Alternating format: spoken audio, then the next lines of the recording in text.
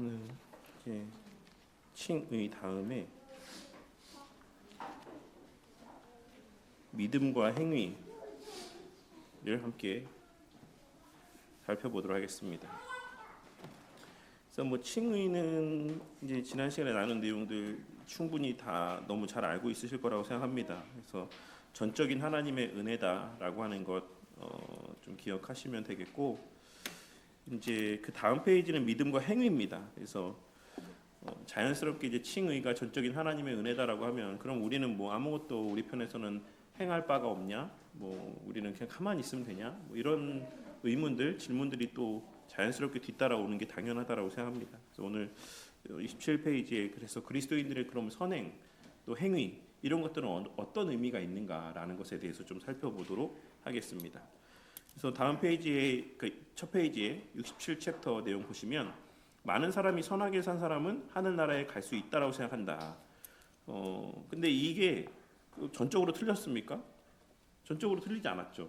그래서 예전에 제가 어떤 목사님 도발적인 책 제목이었던 것 같은데, 그 착하게 살면 천국 갈 수 있다라고, 이제 자기가 맡은 아이였다고 그랬나요? 고등학생이었다, 중고등학생이었나? 어제 자기 교회 아이인지 아니면 뭐 그 상담을 해왔던 아이가 그랬다든지, 목사님 착하게 살고 착한 일 많이 하고 하면 천국 갈 수 있는 거 아니에요? 그랬더니 갈 수 있지 이렇게 얘기했는데, 근데 그렇게 착하게 살 수 있는 사람이 없어. 그러니까 요는 그겁니다. 근데 이제 하도 이제 이렇게 믿음으로, 예수님 믿음으로 간다 이렇게 하니까 애들이 그런 질문들을 갖게 될 때 이제 그렇게 대답을 해줬다라는 이야기들을 제가 이제 본 적이 있습니다. 근데 마치 똑같은 얘기를 하고 있는 거예요. 스프로 목사님도 선하게 산 사람은 하늘나라에 갈 수 있다라고 이야기를 합니다. 그러나 하나님의 율법은 완벽을 요구한다. 이 전환되는, 그러나로 전환되는 이 이면에는 스프로 목사님 말도 선하게 살면 하나님 나라에 갈 수 있어라고 하는 전제가 있는 거예요. 근데 하나님의 율법은 완벽을 요구하기 때문에 완전하지 않은 우리는 하나님 나라에 갈 만큼 선하게 살지 못해. 그게 문제인 거야 라고 말씀하고 있는 거죠. 오직 그리스도의 의에 의지할 때 우리는 선을 얻을 수 있는 것이다. 그래서 이 그리스도의 의에 의지한다라는 게 이제 의의 전가 또 칭의를 말하고 있는 것이죠. 예수 그리스도의 의로만 우리가 하나님 앞에 의롭다 여김 받을 수 있는 거다, 이렇게 말씀하고 있습니다. 그러므로 믿음이 아닌 선행으로 칭의를 얻을 수 있다라고 하는 것은 율법주의의 이단에 빠지는 것이다. 아무런 행위 없이, 하지만 또 반대로 아무런 행위 없이 믿음으로만 칭의를 얻을 수 있다라고 믿는 것도 율법 폐기론의 이단에 빠지는 것이다. 그래서 요는 두 번째입니다. 제가 앞서 서두에도 말씀드렸던 것처럼 우리가 선행으로 의로워질 수 있다라고 말하는 것은 이제 율법주의의 이단에 빠지는 것이지만, 그래 하나님의 은혜로 의의 전가로 우리가 의로워지는 거야 라고 이야기하면서 우리는 아무런 행위가 없어도 돼, 전적으로 하나님이 그냥 전가해 주시는 거지 우리가 할 건 아무것도 없어 라고 하는 것 또한 율법 폐기론의 어떤 극단의 또 잘못의 오류에 빠지게 되는 것이다라고 말씀하고 있는 거죠. 그래서 믿음과 선행은 구분될 수 있지만 분리될 수가 없는 관계다. 우리의 선행은 믿음에 아무런 보탬이 되지 않는다. 또 한편으로는 그리스도를 믿는 믿음이 칭의의 유일한 조건이라고 해도 우리의 신앙 고백에 선행이 따르지 않는다면 그것은 우리에게 의롭다 여기실 만한 믿음이 없다는 분명한 표지가 된다. 이 말이 어디서 나오는 말일까요? 웨스트민스터 신앙고백서에서 나오는 말입니다. 웨스트민스터 신앙고백서 16장 2항에 있는 내용을 제가 읽어드리도록 할게요. 이 스프로 목사님이 지금 말씀하고 있는 내용이 뭔가, 2항입니다.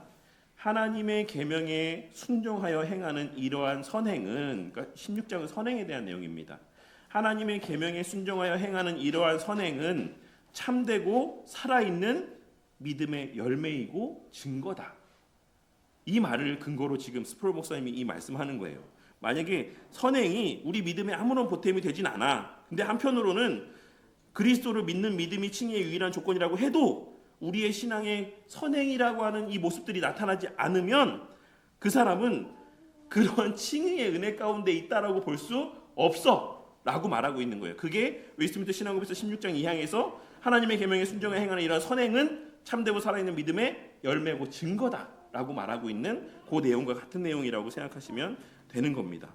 그렇기 때문에 진정한 칭의에는 언제나 성화가 나타난다.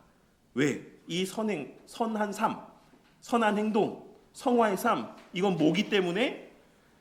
하나님의 칭의의 믿음의 열매고 증거이고 결과이기 때문이다 라고 말씀하고 있는 것이죠.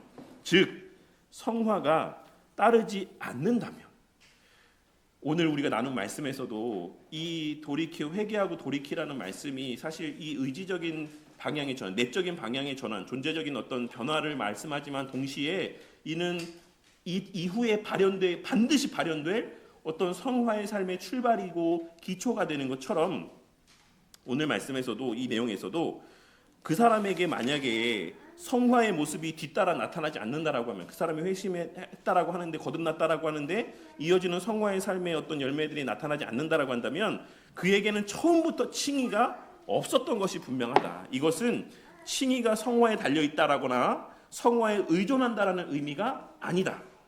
칭의는 진정한 믿음에 달려있다. 그리고 진정한 믿음에는 필연적으로 순종이 따른다라고 말씀하고 있는 거죠.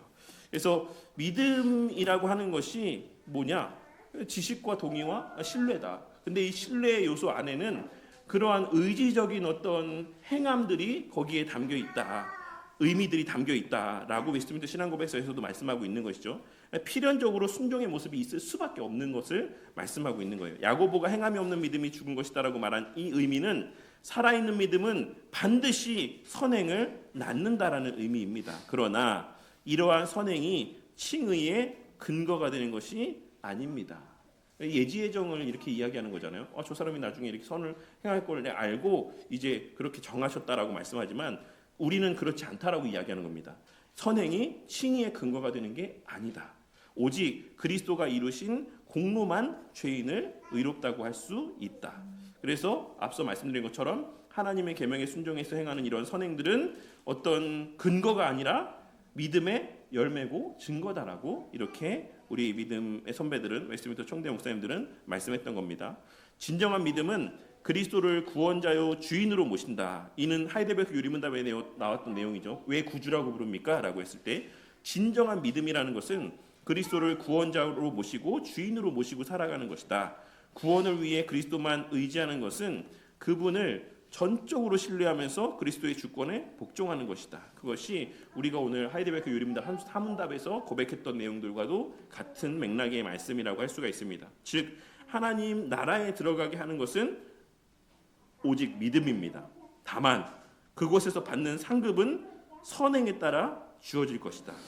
이 내용은 뒤에 상급에서 좀 다루도록 할게요. 이 상급이 뭐냐라고 했을 때 일반적으로는 이 상급에 대해서는 종말론적인 보상을 이야기하죠. 상급이 따로 있나? 상급이 없네. 상급을 제가 봤던 것 같은데. 그 상급을 여기서 얘기하더라고요. 상급을 어저께 내가 막 준비했는데 저는 뒤에 챕터가 있어서 그런 줄 알았더니 아니었군요. 네, 그래서 16장 6항에 보면 이제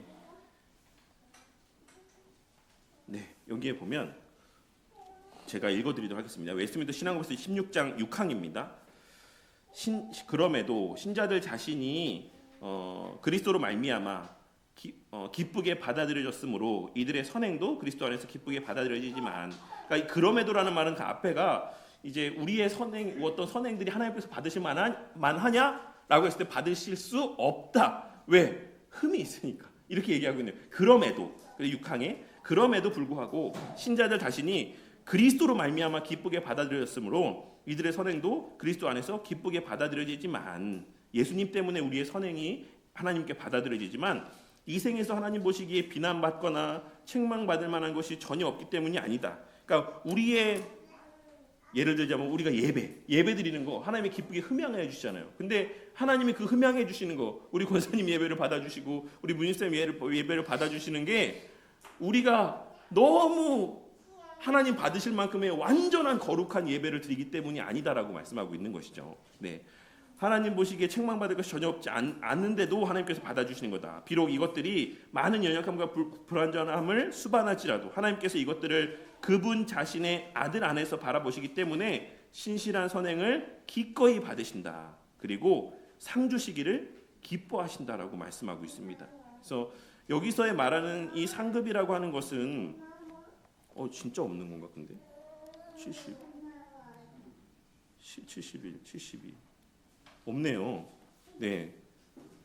저는 상급을 왜 받았던 거죠, 어렵게? 네. 그래서 어쨌든 여기서 말하는 상급이 뭘까라고 하는 것에 대해서 보편적인 개혁주의 안에서 견해는 종말론적인 보상입니다. 그러니까 우리의 이제 저도 예전에는 그래서 철저하게 어떻게만 생각했냐면 상급이 있다라고 하는 것은 사실 부정할 수 없어요. 왜냐하면 하나님께서 말씀하고 있으시기 때문에 이 상급이 뭘지에 대한 견해의 차이가 있는 거지 상급이 있냐 없냐에 대한 어떤 논쟁은 사실 거의 없다고 보시면 됩니다.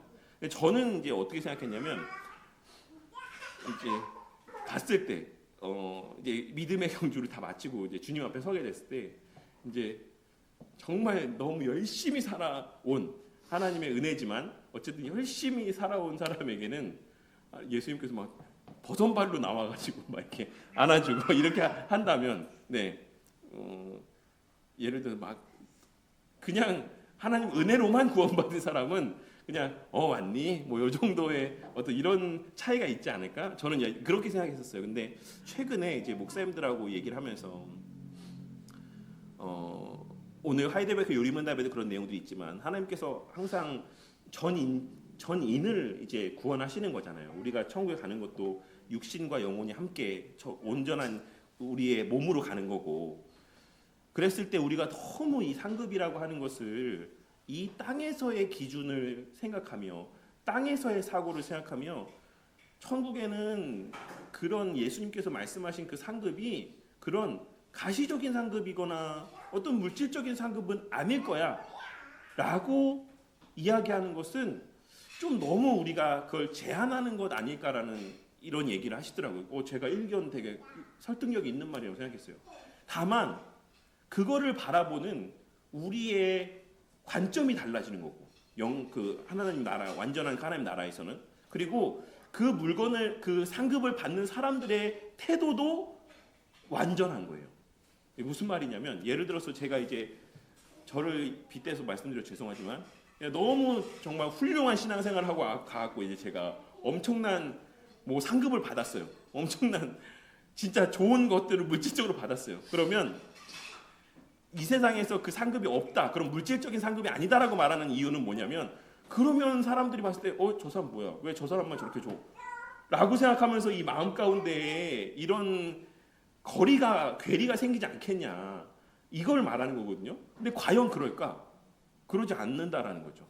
가서 받은 저도 뭘 저한테 이런 걸 주십니까? 라고 하면 이거를 함께 나누는 거고 주변 사람들도 제가 어떤 그런 상급을 받은 걸 봤을 때 제가 뭐 얼마나 똑바로 했다고 저렇게 받아? 라는 마음을 갖는 게 아니라 오히려 내가 받는 것보다 더 기쁜 마음으로 그 상 받는 것을 축하해주고 함께 그것을 즐거워하는 그것이 하나님 나라의 모습이 아니겠느냐?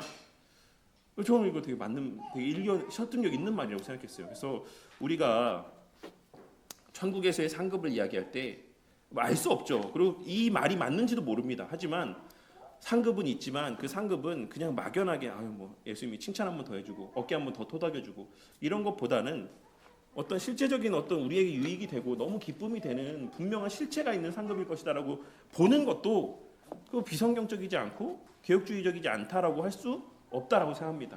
다만 그 기쁨이 이제 자랑하는 기쁨. 봐라, 나 이렇게 열심히 했더니 나는 금집에 사는데 너는 은집에 살지? 넌 동으로 만든 집에 살지? 뭐 이렇게 하는 그런 게 아니라는 거죠. 오히려 내가 설령 동으로 만든 집에 살아도 우리 강성 성도님이 다이아몬드 집에 사니까 나 너무 기쁘다. 내가 다이아몬드 집에 사는 것보다 더 기쁘다. 이런 마음들을 갖게 되는 게 하나님 나라의 완성된 모습이다라고 할 수가 있는 것입니다. 그래서 저는 이제 종말론적인 보상은 그렇게 이해하고 그리고 여기에는 사실 부성적인 보상의 의미도 있어요. 이 땅에서는 그러면 아무것도 없냐? 이 땅에서도 하나님의 부성으로 말미암는 이런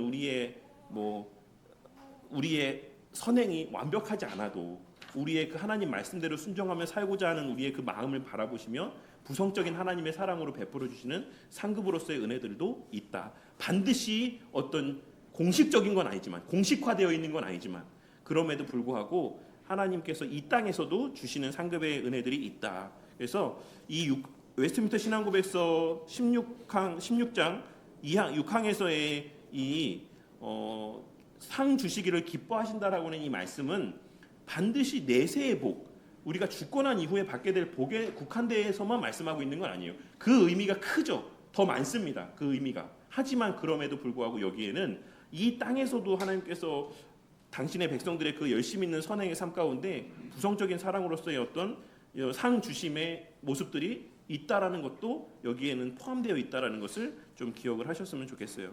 물론 우리가 그 상 때문에 하는 건 아니지만. 그래서 이제 어거스틴 선생님은 그와 같은 하나님이 주시는 상급에 대해서 뭐라고 이야기했냐면, 하나님 그 자신의 선물에 은혜로운 면류관을 씌우시는 것이다. 이 상급이라고 하는 것은, 선행에 대한 상급이라고 하는 것은, 왜냐하면 그 선행을 할 수 있는 것도 하나님의 은혜인데 거기다가 또 하나님께서 상급을 주시는 것은 그와 같이 하나님 자신의 선물에 은혜로운 면류관을 씌우시는 것과 같다라고 어거스틴 선생님은 이야기를 했습니다. 그래서 이런 내용들을 좀 기억하시고, 요는 뭡니까? 누구도 선행으로 칭의를 얻진 못한다. 1번. 근데 칭의는 오직 믿음으로 얻는 것이지만 열매 없는 믿음은 아니다. 그렇다고 선행이 없는 거 아니다. 라고 하는 거를 저희 쓰여져 있었네요. 네. 같이 좀 요 내용을 통해서 꼭 기억했으면 좋겠습니다. 3번. 그리스도를 믿는 것은 그를 구원자로 신뢰하고 주인으로 모시는 것이다.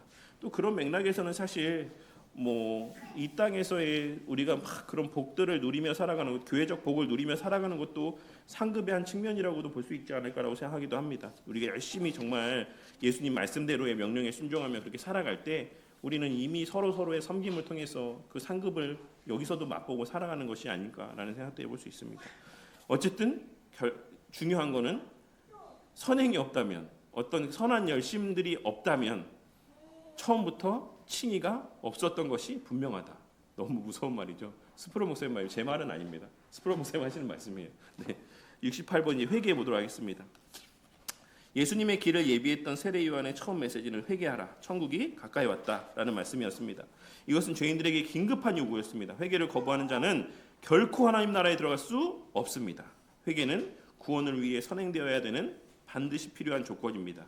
성경에서 회개는 마음의 변화를 경험하는 것을 의미합니다. 이러한 마음의 변화는 비중 없는 생각 몇 가지만 바꾸는 것이 아니라 인생의 방향을 전환시키는 것입니다. 그래서 신학자들은 회개를 두 개로 구분한다고 해요.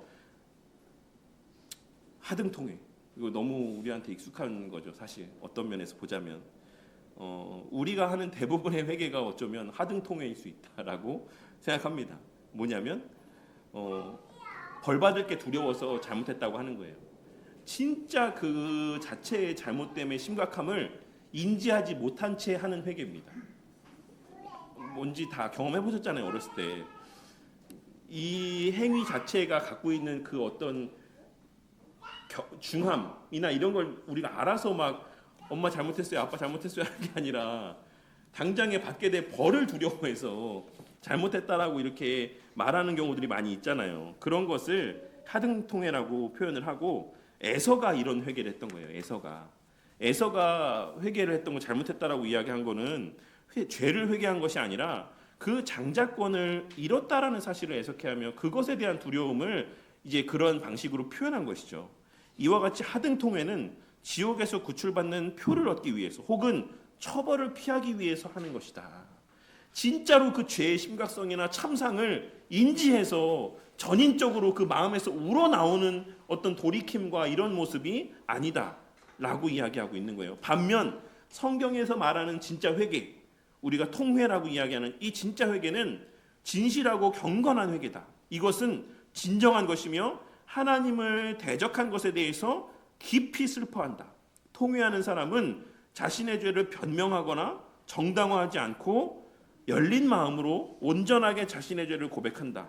여기에는 언제라도 기꺼이 보상하려는 의지와 할 수 없지만 죄에서 돌이키려는 결단이 포함되어 있다. 너무 뼈를 찌르는 말이죠. 뼈를 때리는 말이라 해야 되나요? 네. 성경에서 말하는, 성령 하나님께서 말씀과 함께 우리에게 주시는 회개의 모습, 회개의 마음이라는 건 이런 모습이다라는 것을 말씀해주고 있습니다. 근데 일반적으로 우리는 대부분 하등통회에서 머무를 때가 많이 있다라고 할 수 있죠.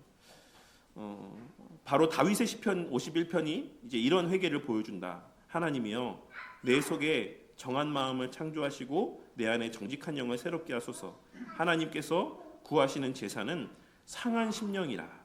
하나님이여 상하고 통회하는 마음을 주께서 멸시하지 아니하시리이다.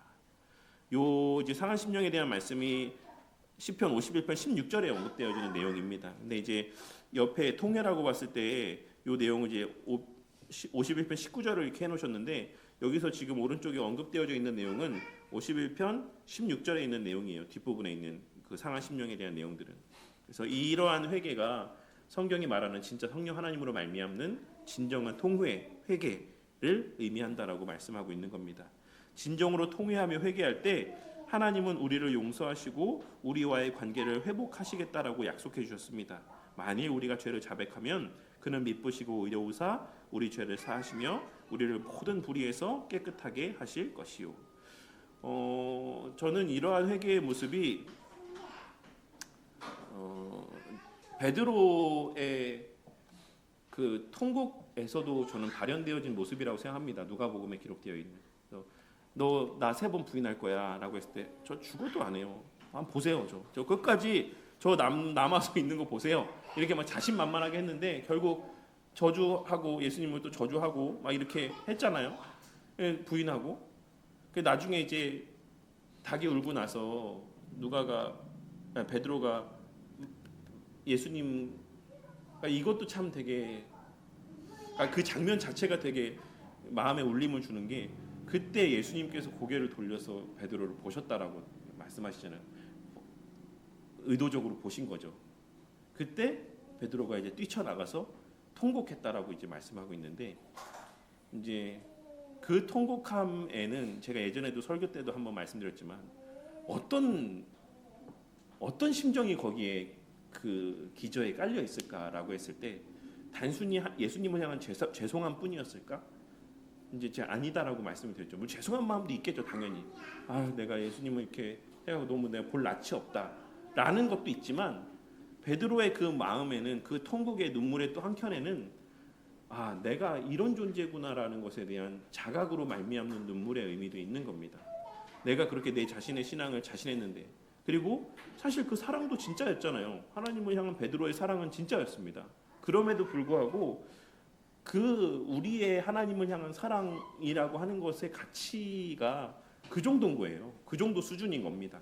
그거를 베드로가 보고 자기가 직면하고 통곡했다라고 할 수가 있는 것이죠. 어쨌든 이제 그런 모습들이 바로 성경에서 말하는 어떤 하등통회의 모습이 아닌 진정한 어떤 통회의 모습, 회개의 모습이다라고 할 수가 있는 겁니다. 그래서 요약 내용을 보시면 회개는 구원의 필요 조건입니다. 회개 없이는 아무도 구원을 받을 수 없는 것이죠. 그래서 회개는 중생의 또 열매입니다. 그래서 중생의 열매가 뭐죠? 믿음과 회개인 것이죠. 믿음과 회개. 어쨌든 그 거듭남의 모습이라고 하는 것이 진정한 회개에는 온전한 고백 그리고 보상, 죄로부터 돌아서는 결단이 포함된다. 근데 계속해서 스프롤 목사님이 보상에 대해서 계속 얘기를 하잖아요. 보상의 마음들이 든다. 근데 우리가 그것을 할 수가 없지 않습니까? 결국 그렇기 때문에 이 회개는 그 시선이 누구에게로 갈 수밖에 없냐면 그리스도에게로 갈 수밖에 없어요. 그리스도가 그 값을 대신 치러주셨기 때문에 우리가 이와 같이 살 수 있게 되었다라는 것으로 우리의 사고는 사실 자연적으로 갈 수밖에 없는 겁니다. 그래서 참된 회개는 반드시 그리스도를 향하게 되고 그로 말미암는 위로와 감사와 기쁨으로 이어지게 될 수밖에 없는 겁니다. 그래서 그 감사와 기쁨이 원동력이 되어서 선행이라는 열매가 나오는 거죠. 이러한 우리의 마음속에서의 하나님께서 하시는 이런 작동의 원리들을 우리가 인지를 해야 이것이 생략된 어떤 그냥 내 공로를 내세우는 어떤 그런 헛된 열심들이나 이런 어떤 선행의 모습들이, 그러니까 선행이라고 말하는 것도 좀 오류가 있지만 어쨌든 그런 모습들이 있을 수 있다라는 것이죠. 그래서 어쨌든 진정한 회개에는 뭐가 반드시 있어야 된다? 온전한 고백, 그 죄에 대한 온전한 고백, 그리고 보상하려는 의지. 이 말씀이 예표적으로 어디에 다 되어 있습니까? 출애굽기 22장이나 레위기 6장에 그리고 누가복음의 19장 8절에 삭개오도 제가 갚겠습니다 라고 하는 말들, 이 모든 말씀들을 근거로 해서 지금 나오는 말들이에요. 스프롤 목사의 말은. 그러니까 죄로부터의 돌아서는 또한 결단까지가 포함된다. 하나님은 이와 같은 진정한 회개를 하는 자의 모든 자의 죄를 용서하신다. 그러니까 이러한 자, 이런 회개가 있는 자들만이 그리스도의 객관적인 행하신 일들의 효력이 적용되고 유효하다라고 말씀하고 있는 거예요. 이런 회개가 없는 자들에게는 예수님이 행하신 그 객관적 구속의 사역이 이에게는 아무 의미가 없어요. 갚을 수도 없을 뿐더러 그걸 말씀하고 있는 겁니다. 제가 이 내용들을 보면서 밀양이 생각났어요. 영화 밀양. 정말 교회를 바가지로 먹게 하는 영화 중에 하나죠. 밀양이라는 영화가. 나는 하나님으로부터 용서받았으니까 난 너한테 뭐 할 게 없다. 이거 진짜 회개입니까? 어떤 면에서 진짜 회개가 아니죠? 보상하려는 의지가 없죠. 우리가 진짜 하나님 앞에서의 우리의 죄에 대한 인식이 있다면 우리가 그 죄를 범한 그 당사자에게 있어서의 이 보상의 의지 또한도 있을 수밖에 없어요. 그게 참된 회개입니다. 그 사람이 죄를 용서하기까지 끊임없이 찾아가 용서를 구하는 모습들이 있을 수밖에 없는 거예요. 관계의 회복을 위한 실질적인 보상의 모습이 기독교가 말하는 참된 회개에는 반드시 있다라는 것을 우리는 요 참된 회개에 대한 스프롤 목사님의 이야기를 통해서도 확인할 수가 있는 것입니다. 15장 6절에 보면 이런 내용이 있어요. 15장은 이제 회개에 대한 내용인데 제가 15장 6항에 있는 내용을 읽어드리도록 할게요. 웨스트민스터 신앙고백서. 각 사람은 자신의 죄에 대해 사적으로 하나님께 고백해야 되며 이것을 용서받기 위해서 기도해야 된다. 여기서도 하나 또 중요하게 짚고 넘어가게 될 내용이 있는데 각 사람은 자신의 죄에 대해서 어떻게 고백해야 된다고요? 사적으로. 근데 그 신옥주라는 사람이 있었잖아요. 여자 목사. 그 피지에 왜 저기 데리고 가갖고 막 농장을 사갖고 그 교인들을 노예 부리듯 하고 왜 뉴스에 많이 나왔잖아요. 아빠랑 아들이 나와갖고 아빠랑 아들이 서로 뺨을 막 때리고 공개적인 회개를 하게 하고 한국 교회에서 최근에도 이 공개적인 회개가 되게 유행처럼 한동안 있었던 것 같아요. 그래서 예배 시간에 아니면 특별한 시간에 앞에 나와서 막 고백하는 거예요. 어려서부터 나는 이런 죄를 졌고 저런 죄를 졌고 막 이거를 다 공개적으로 얘기를 합니다. 그럼 막 사람들이 같이 막 박수 치고 이렇게 얘기하면서 막 그렇게 공개적으로 죄 고백하는 게 한동안 되게 좀 유행처럼 지금도 있는지 모르겠지만 그랬나 봐요. 근데 그 자리에서 진짜 별의별 죄들이 다 이렇게 고백되어졌다라고 하더라고요. 근데 웨스트민스터 신앙고백서 15장 6항에서의 회개에 대해서는 뭐라고 얘기합니까? 각 사람은 자신의 죄에 대해서 사적으로 하나님께 고백해야 되며 이것을 용서받기 위해서 기도해야 된다. 이렇게 하면서 죄를 떠나면 긍휼을 얻게 될 것이다. 이렇게 하면서 죄를 떠나면 긍휼을 얻게 될 것이다. 그렇듯이 자신의 형제나 그리스도의 교회를 실족하게 한 사람은 사적으로 또는 공적으로, 여기서 왜 공적으로가 언급되는 걸까요? 교회를 실족하게 한 것, 공적으로 실족하게 한 것은 공적으로 회개하는 거예요. 그러니까 공적인 어떤 영향을 끼친 것에 대해서는 공적인 회개를 하는 거예요. 근데 개인에게 한 경우에 있어서는 그 개인과 그걸 푸는 거예요. 이게 개혁주의 신앙고백에서 말하는 회개의 원리입니다. 앞에 나와서 내가 사적으로 은밀하게 지은 죄도 공회 앞에서 다 그냥 이렇게 이야기하고 이러는 방식을 이야기하는 게 건전한 성경적인 원리는 아니에요. 그래서 어쨌든 그렇듯이 자신의 형제나 교회를 실족하게 한 사람은 형제를 실족하게 했을 때는 사적으로, 교회를 실족하게 했을 때는 공적으로 자신의 죄를 고백하고 슬퍼함으로써 상처받은 사람들에게 자신의 회개를 기꺼이 밝혀야지만 된다. 이런 일이 있을 때 상처받은 이들은 회개하는 사람과 화해하고 사랑 안에서 용납해야 된다. 그러니까 뭡니까? 이런 웨스트민스터 신앙고백서의 내용들을 알고 있다라고 한다면 밀양에서와 같은 모습이 있을 수가 있는 건가요? 없죠. 끊임없이 가서 그 사람에게 용서를 구하는 모습이 있어야 돼요. 하나님 앞에서의 회개라고 하는 것은 그 죄를 범한 당사자와의 화해도 포함되는 겁니다. 그리고 이제 그 용서를 구하고 끊임없이 그 죄에 대한 어떤 보상의 의지들을 나타내 보일 때 그 형제는 그 사람과 화해하고 그 사람을 사랑 안에서 용납해야 되는 것.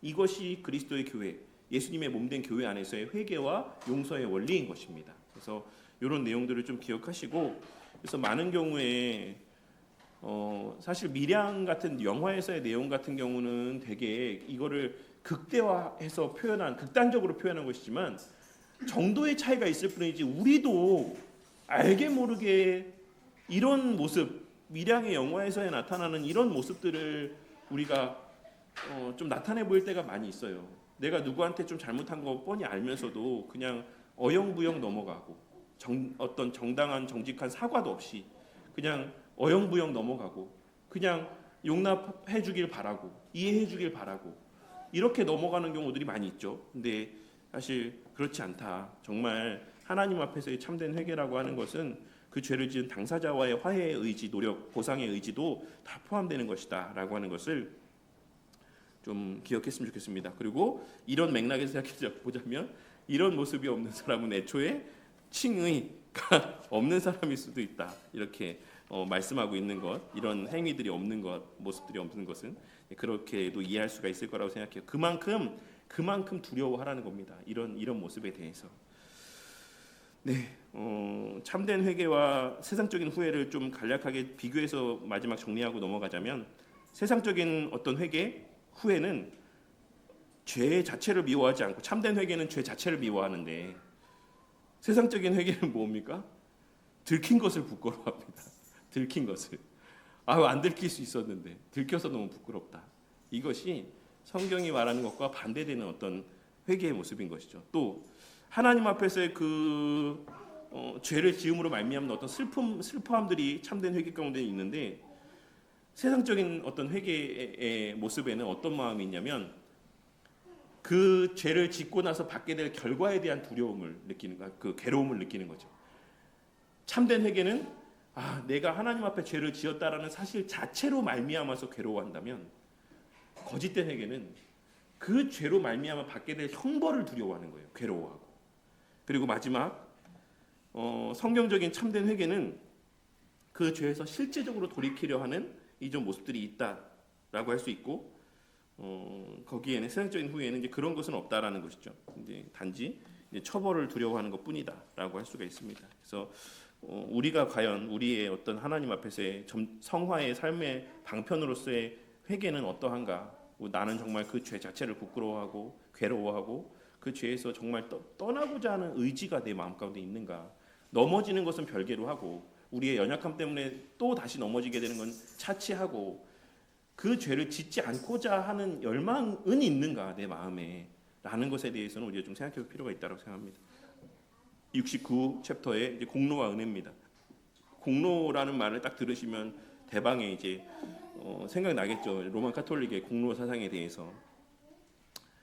공로와 은혜의 문제는 로만 카톨릭과 개신교 사이의 역사적인 논쟁의 핵심이다. 종교개혁의 주요 선언 중에 하나인 솔라 그라티아, 오직 하나님의 은혜로 얻는 구원입니다. 종교개혁의 모토 중에 하나는, 선언 중에 하나는. 이와 같이 우리 신자들은 하나님의 심판의 보좌 앞에서 자신의 공로를 하나도 가져가지 못합니다. 오직 하나님의 자비와 은혜에 의지할 뿐이죠. 로만 카톨릭 신학은 공로를 이제 세 가지로 이야기를 해요. 그래서 적정 공로, 재량 공로, 그리고 여분의 공로라고 이렇게 되어 있는데, 일단 기본적으로 공로 사상은 로만 카톨릭이 갖고 있는 의에 대한 이해와 직접적으로 연결되어 있습니다. 그래서 우리는 뭐죠? 뭐랑 뭡니까? 칭의와 성화잖아요. 하나님께서 우리를 믿음으로 거듭나게 하심을 통해서, 중생케 하심을 통해서 우리에게 주시는 두 가지의 은혜가 뭡니까? 칭의와 성화죠. 근데 로만 카톨릭은 이 두 개가 연결되어 있죠. 하나로 되어 있죠. 그래서 로만 카톨릭에서는 뭐라고 이야기합니까? 의화라고 이야기합니다.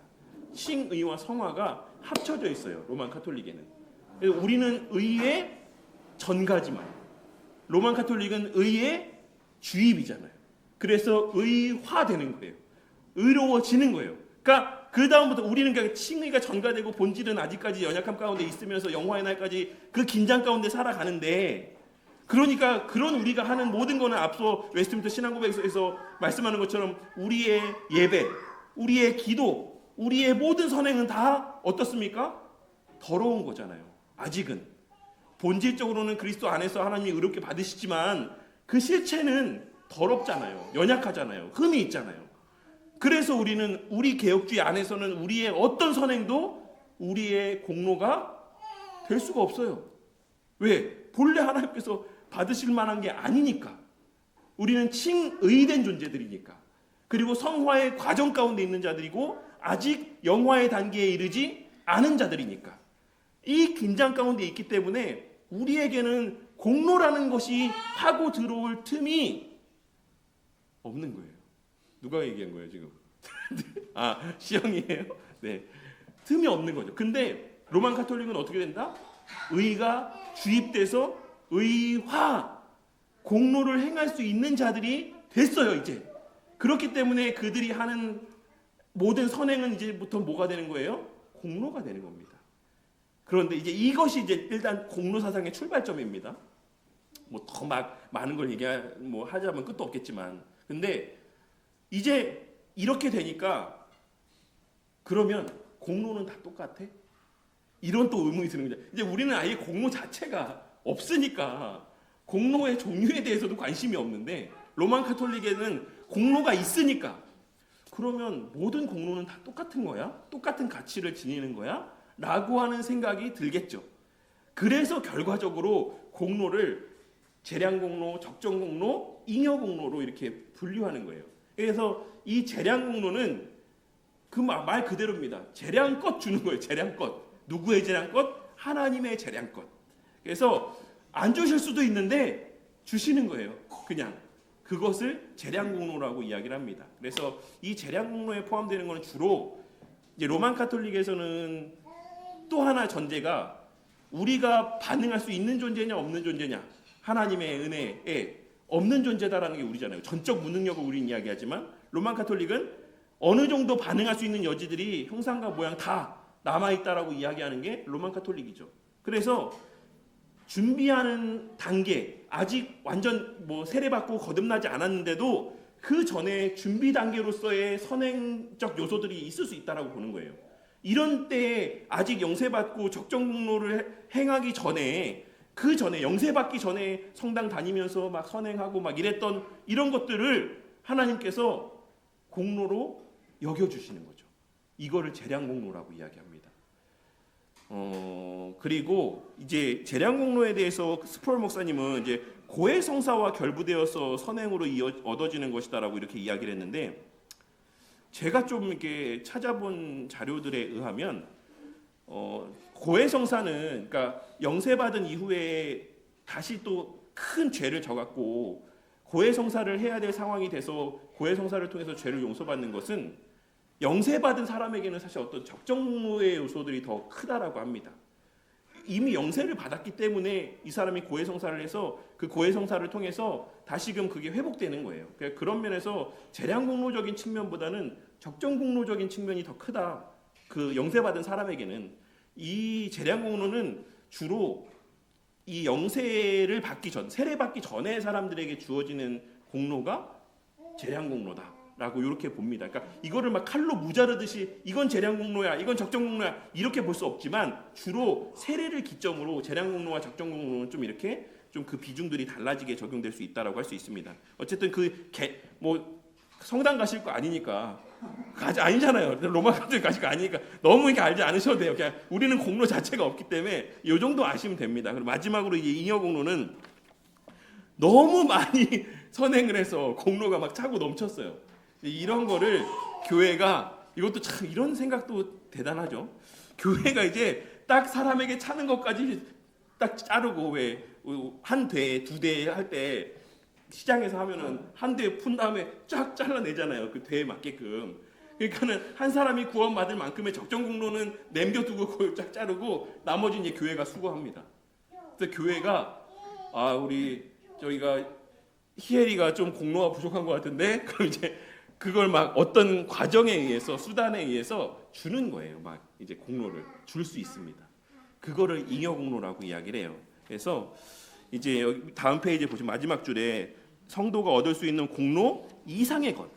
그래서 이것은 공로의 보고에 저장이 되어서 연옥에서 하나님 하늘나라로 가는데 부족한 공로를 채울 때 쓰인다라고 믿는다. 그래서 이제 이런 것들과 여러 가지 것들이 복잡하게 연결되어서 이제 뭐 이제 보석의 교리라든지 뭐 또 면벌부를 발급하게 되는 내용이라든지 그래서 이 동전이 떨어질 때 쨍그랑 소리와 함께 연옥에 있던 당신의 뭐 부모님이 누가 자식이 그 즉시 뭐 하나님의 나라로 옮겨집니다. 막 이런 이 모든 것들이 다 이런 공로 사상의 이제 에서 출발한 어떤 그런 내용들이라고 보시면 됩니다. 그래서 이렇게 이런 것들을 의지해서 그래서 성인들에게 기도하는 것. 예를 들어서 뭐 누가 성인이 있는지도 모르겠지만 뭐 산타클로스도 뭐 성인이라고 하니까 뭐 성 니콜라우스를 이름으로 막 기도하는 이유는 그 사람의 잉여 공로를 의지하는 거예요. 그 사람의 잉여 공로를. 그 성인들에게는 엄청난 잉여 공로가 있다라고 이제 이야기를 하는 거죠. 그래서 그 잉여 공로를 의지해서 뭐 기도하고 뭐 그 어떤 혜택들을 기대하는 이런 모습들이 로마 가톨릭 교회에는 있는 겁니다. 그래서 어쨌든 그 모든 게 그런 출발에서 비롯된다. 이제가 중요한 겁니다. 이전 거는 사실 이제 그런 게 있나 보다라만 아시면 돼요. 그러나 프로테스탄트 신학 개신교는 우리의 공로가 오직 그리스도의 공로밖에 없음을 선언하면서 이러한 공로를 다 부정하고 이의를 제기합니다. 그리스도의 공로는 믿음을 통하여 우리에게 은혜로 주어집니다. 은혜는 우리의 공로 없이 하나님께서 주시는 선물입니다. 그리고 우리를 향하신 하나님의 행동이며 섭리입니다. 은혜는 우리의 영혼 속에 거하는 것이 아닙니다. 우리는 은혜 안에서 자라가지만 우리 안에 있는 은혜의 분량에 따라 자라는 것이 아니라 우리 속에 거하셔서 우리를 향해 또 우리에게 자비로운 도움을 주시는 성령의 은혜 안에서 자랍니다. 이와 같이 그리스도인의 생활에서 하나님이 우리에게 도움을 주시는 은혜의 수단은 말씀과 성례와 기도와 교제 그리고 교회의 양육입니다. 그래서 스프론 목사님도 말씀과 성례와 기도 플러스 교제까지를 이렇게 언급을 하시는 것을 보게 됩니다. 그리고 교회의 공적인 질서 안에서의 양육, 말씀 선포뿐만 아니라 교회의 어떤 질서 안에서의 가르침도 은혜의 수단이다라고 스프론 목사님은 말씀하고 있습니다. 요약을 보시면 우리의 구원은 솔라 그라티아, 즉 오직 은혜로 얻는 것이다. 로마 가톨릭 신앙은 적정 공로, 재량 공로, 여분의 공로를 구별하지만 개신교는 이 세 가지 모두를 거부합니다.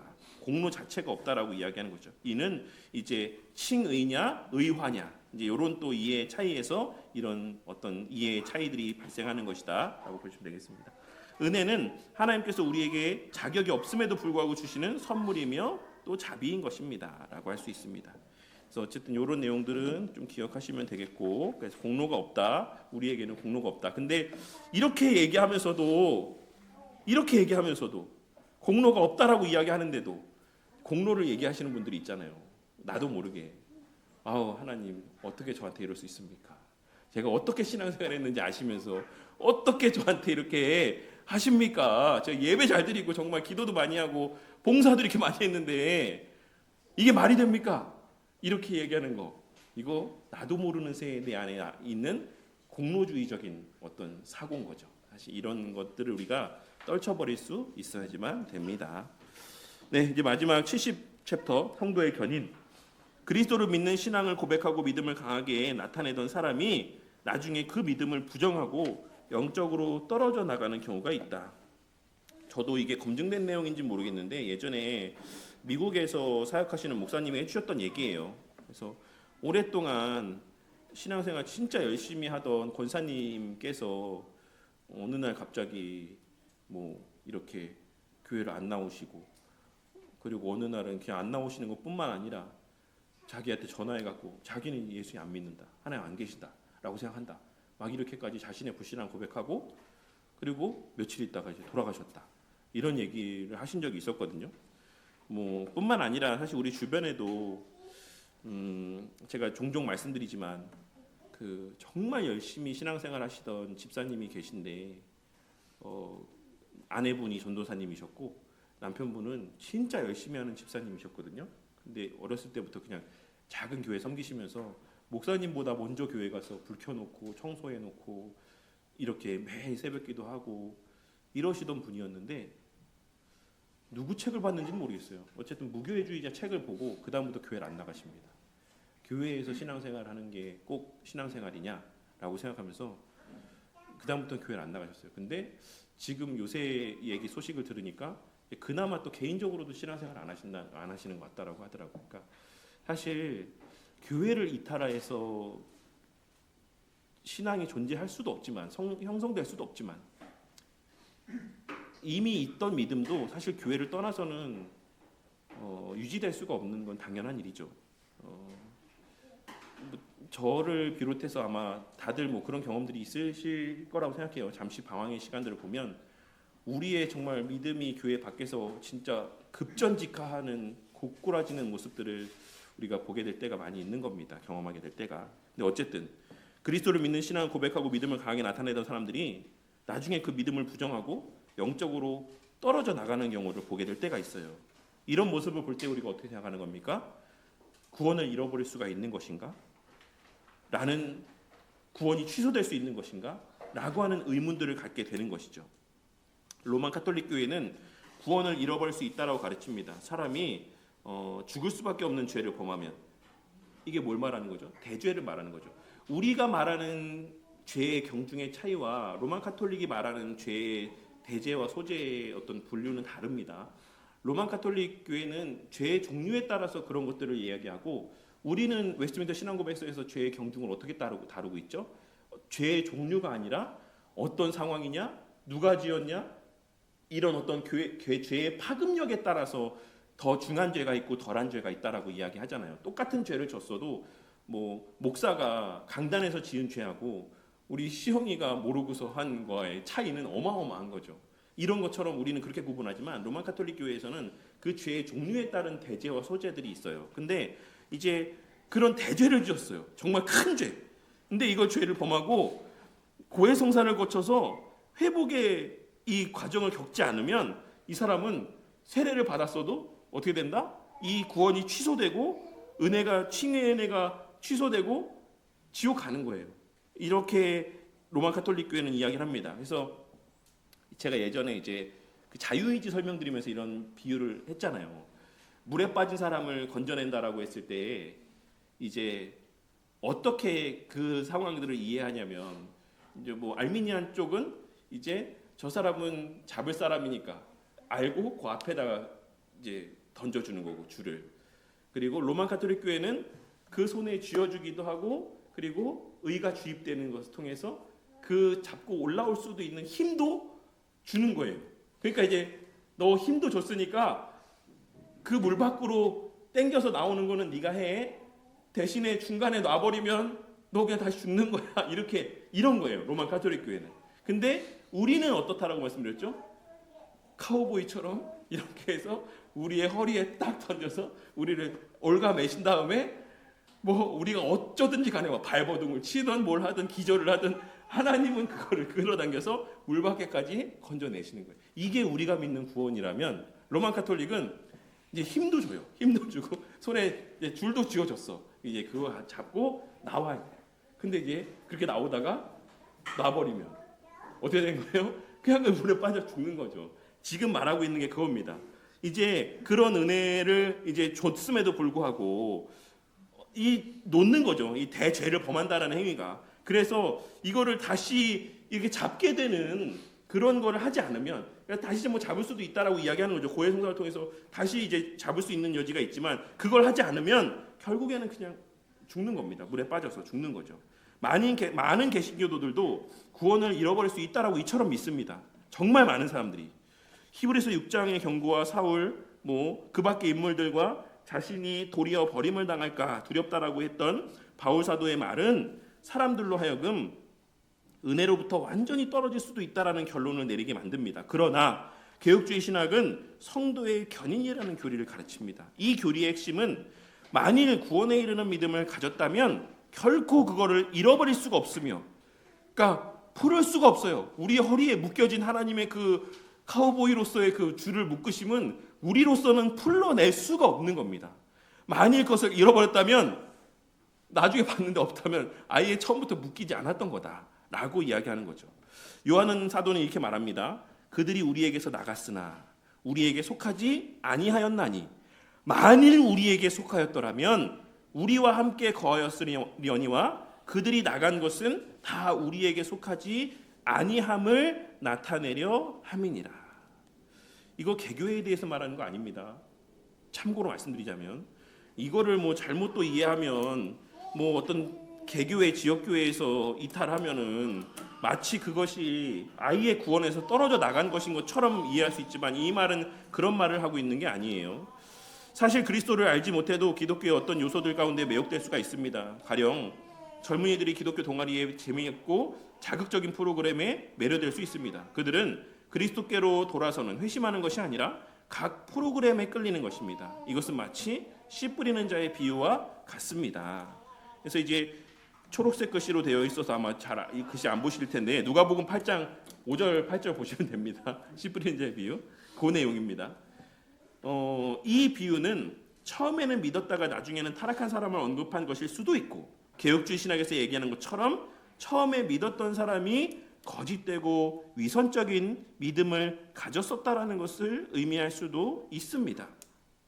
근데 사실 전체적인 성경 주의적인 어떤 맥락에서 살펴보자면, 이 비유 말씀에서는 사실 어떤 종류의 땅만 있는 거라고 예전에 제가 말씀드렸었죠. 두 종류의 땅만 있는 거예요. 좋은 땅과 좋은 땅이 아닌 땅만 있는 거예요. 그 좋은 땅은 어떤 땅입니까? 농부가 기경해서 좋은 땅이 되게 하는 땅만 있는 거예요. 그 땅만 좋은 땅인 것이고 나머지는 본래가 다 좋지 않은 땅이었던 겁니다. 여기서는 그것을 말씀하고 있는 거예요. 그래서 이렇게 이런 내용들이 사실 다 본래 좋지 않은 땅들이었다라는 것을 말씀하고 있는 것을 우리는 이 주의적으로 사실 확인할 수가 있습니다. 오직 좋은 밭에 떨어진, 밭이라는 표현 자체가 사실 기경이 전제되어 있는 것이죠. 본래부터 밭으로 존재하는 땅은 없는 거죠. 농부가 밭으로 기경하는 겁니다. 그래서 하나님께서 그렇게 밭으로 기경하여 주신 그 땅에 뿌려진 씨앗만이 순종의 열매를 맺는 것입니다. 예수님은 이러한 사람을 좋은 마음으로 말씀을 듣는 자다라고 말씀하고 있으신데, 사실 이 이전에는 이미 성령 하나님의 선행적인 역사가 있는 겁니다. 그런 것들을 우리가 좀 기억해야 되고, 견인의 교리는 그렇기 때문에 그 시작하신 것을 이제 뒤에 이어지는 빌립보서 말씀에 보시면 이제 그 내용을 알 수 있는 것이죠. 그렇게 농부가 기경하여 땅에 심겨지게 하신 그 씨는 또 그 농부를 통해서, 하나님을 통해서 열매까지 맺게 되는 겁니다. 우리가 그것을 견인의 교리라고 이야기하는 거예요. 빌립보서 1장 6절의 다음 페이지에 너희 안에서 착한 일을 시작하신 이가 그리스도 예수의 날까지 이루실 줄을 우리는 확신한다 라고 하는 말인 거죠. 견인의 교리는 우리가 거듭났다라고 하더라도 우리의 구원이 참고 인내하는 능력에 달려있다라는 의미가 아닙니다. 오히려 그것은 하나님께서 우리를 보존하리라 말씀하신 그 약속에 달려 있습니다. 그 말씀의 내용들이 이제 앞서 말씀드린 빌립보서 1장 6절이죠. 이와 관련해서 17장 성도의 견인과 관련된 웨스트민스터 신앙고백서 17장 2항의 내용을 제가 한번 읽어드리도록 할게요. 17장 2항입니다. 이 성도의 견인은 성도 자신의 자유의지에 달린 것이 아니다.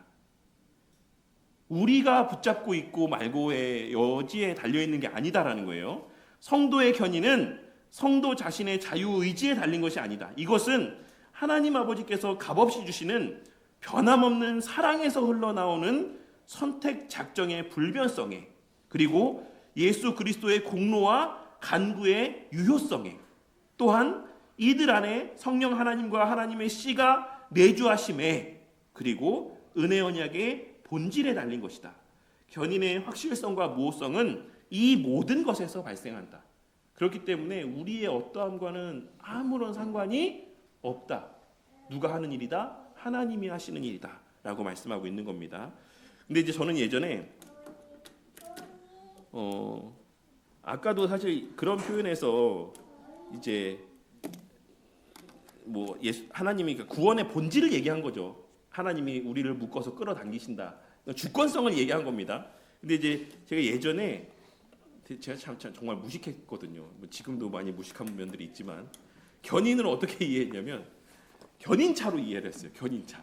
견인 끌고 가는 거죠. 그냥 하나님 막 우리가 어떻든지가 막 끌고 가는 거예요. 근데 성도의 견인에서의 이 견인은 그런 의미가 아니라 견디고 인내하게 하시는 거죠. 그러니까 비유로 따지면 앞에서 끌고 가시지 않고 뒤에서 밀어 가시는 거죠. 그렇게 견디게 하시고 일어나게 하시고 다시 또 걸어가게 하시고. 근데 그것도 막 뭐 우리가 산에서 막 이렇게 뚱뚱뚱뚱 막 이렇게 가는 게 아니고 잘 이렇게 가도록 이렇게 오르고 달래면서 이렇게 하시는 우리의 상황과 우리의 모든 형편과 우리의 수준과 모든 것들에 맞게끔 그렇게 하나님께서 우리의 뒤에서 우리의 신앙이 낙오되지 않고 뒤처지지 않고 때를 따라 돕는 은혜를 따라서 계속 유지되고 궁극적으로는 영화에까지 가게끔 그렇게 하나님께서 일해 가시는 것을 우리는 성도의 견인의 교리로 이야기하는 겁니다.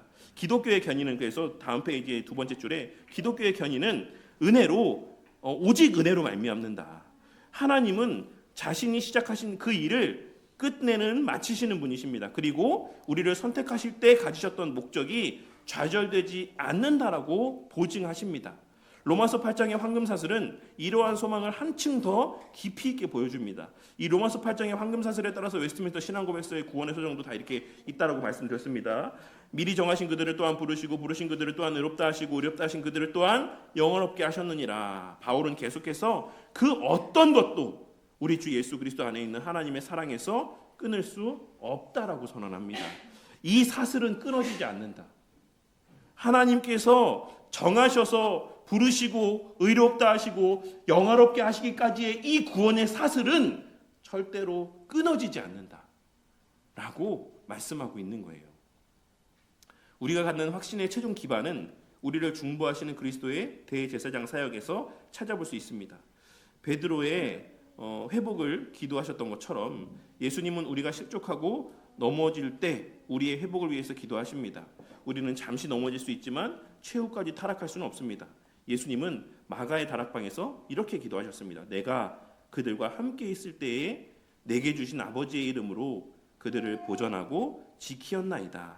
그 중에 하나도 멸망하지 않고 다만 멸망의 자식뿐이오니 이는 성경을 응하게 함이니이다.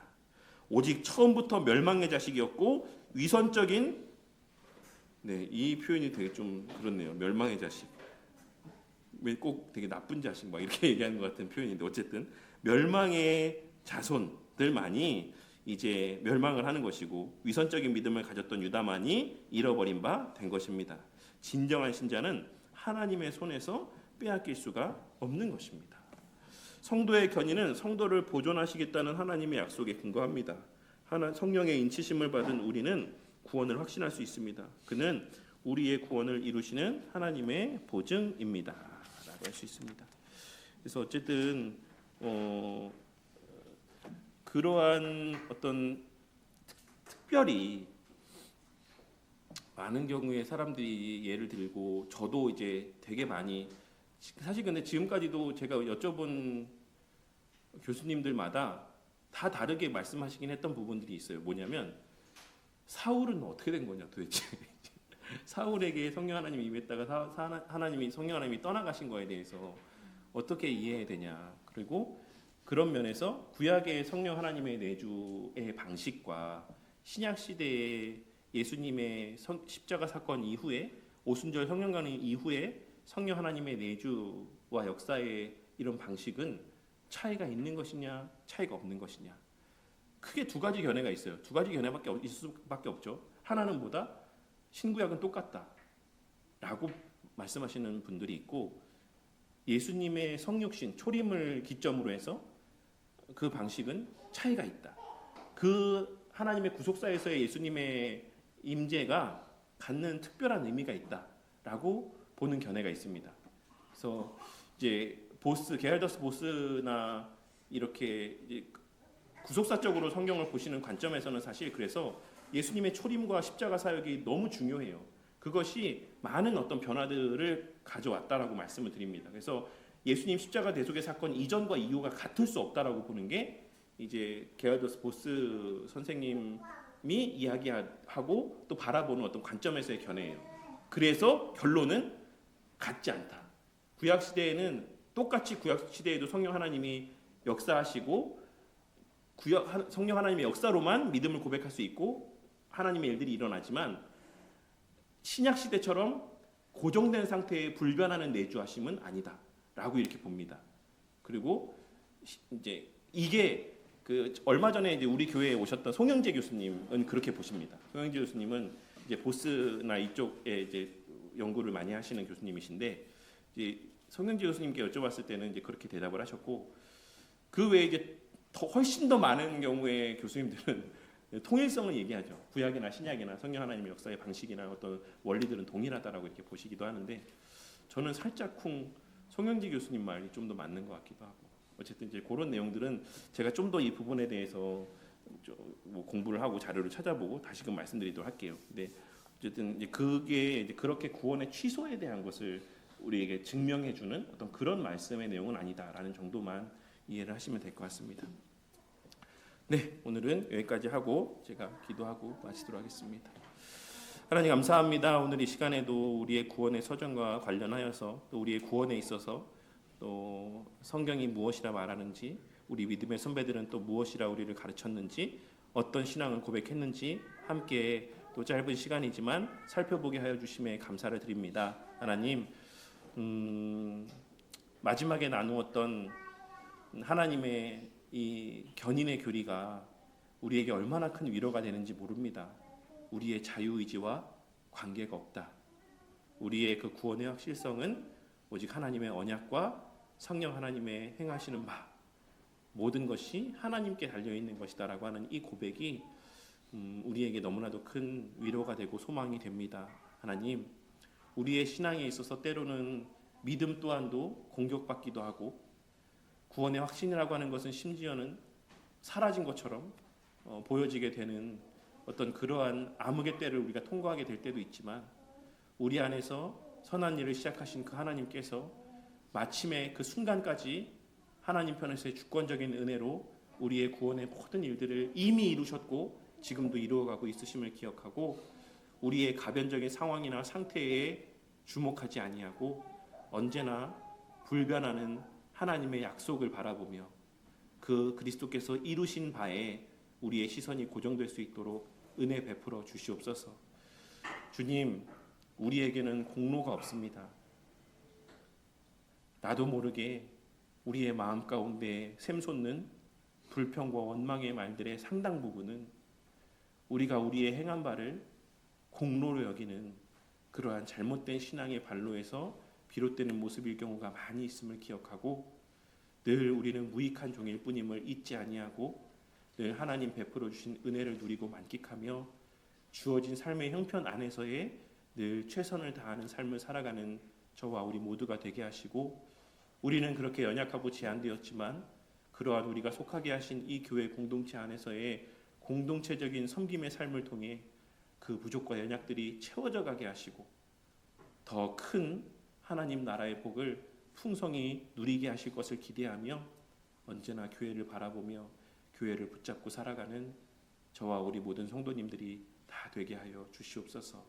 주님, 또 한 주의 삶이 시작이 되었습니다. 우리가 이와 같이 바른 신학의 견고한 터 위에 세워져 있을 때에만 오늘날 이 시대에도 난무하는 여러 그럴듯한 거짓된 가르침에 흔들리지 아니하고 늘 오직 하나님의 행하신 일에만 감사하며 견고한 신앙을 유지해 나아갈 수 있을 줄 압니다. 배우게 하셨으니 말씀을 펴서 읽게 하시고 그 말씀을 펴서 읽는 가운데 이 교리적인 해석의 렌즈로 말씀을 바르게 이해할 수 있게 하시고 그 깨닫는 바로 위로받게 하시고 또 한 주간도 말씀 가운데 자라가는 귀한 한 주의 삶이 되게 해 주시옵소서. 감사드리며 우리 주 예수 그리스도 이름으로 기도드렸습니다. 아멘.